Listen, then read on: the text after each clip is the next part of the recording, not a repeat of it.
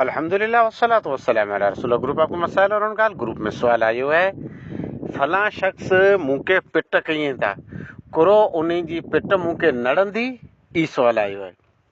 पिट यानी बददुआ करण, बददुआ करण मुनासिब नाई, जायज़ नाई। मज़लूम इंसान इन जी पिट यानी बददुआ सुजे थी, माउ पीउ जी बददुआ पण सुजे थी। ले दे कर पां जेकॾहिं हक़ीक़त में ज़ालिम आहियूं त पकड़बासूं। पर आई ॾिसो था हिकिड़ी मिसाल, फ़लस्तीन जे अंदरि केतिरो ज़ुल्म थिए थो। आई ॾिसो था जनरली इसराइल जो को मथो ॾुखियो, वार विंगो थियो। अच्छा, दुनिया भर में मुस्लमान ते केतिरो ज़ुल्म थिए थो, बच्चे ते, औरतें ते, मिसी थी थिए, अलाह जे घरें ते। पण ज़ालिम रहियो, ज़ालिम अगऊं जो अगऊं आहे। फिरौन केतिरो ज़ुल्म कए, पर इनखे सज़ा मोड़ी जुड़े। अलाह ज़ालिम खे ढिर ॾिए थो। देर आहे अलाह जी लाठीअ में, अंधेर न आहे। जनरली जेकॾहिं पां गुनहगार आहियूं, अलाह पाण खे मौक़ो ॾिए थो तौबा करे लाहियूं।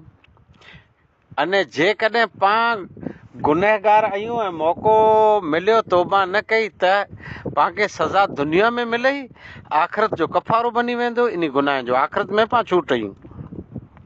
कंहिंजी पिट कीअं नुक़सान नथी करे, बददुआ कीअं नुक़सान नथी करे। टूंक में अने जेकॾहिं कंहिं गुनहगार इंसान खे पां बाह में झलियो आहे, उन मथे को पाबंदी रखी आहे, उन ते पां सख़्ती कई आहे, त इहा पिट जेकॾहिं उहो कंदो त इहा पिट बददुआ दुआ में तब्दील थी वेंदी। हिन खे दर्जो पियो मिलंदो। मिसाल तरीक़े ॿ ॿार या इन्ही जो कोई पण मुंधो आहे, हिकिड़ो ज़ालिम आहे, ॿियो मज़लूम आहे। ज़ालिम खे हिकिड़ो शख़्स चए थो तो हिन ते ज़ुल्म कई आहे ऐं तूं हिन जो हक़ दॿाए, हिनखे हक़ ॾेई ॾे। पोइ सख़्ती करे थो त हू हथ खड़े थो चए अला बर्बाद कर, अला ॾुकार हण, अला एक्सीडेंट में थिए गयो, अला घर में टांडो लॻे को, बीमारियूं थिए गयो, फलां थी आहे अची, अला अला अला अला हर जात पियो पंहिंजो ज़ुल्म कई आहे न।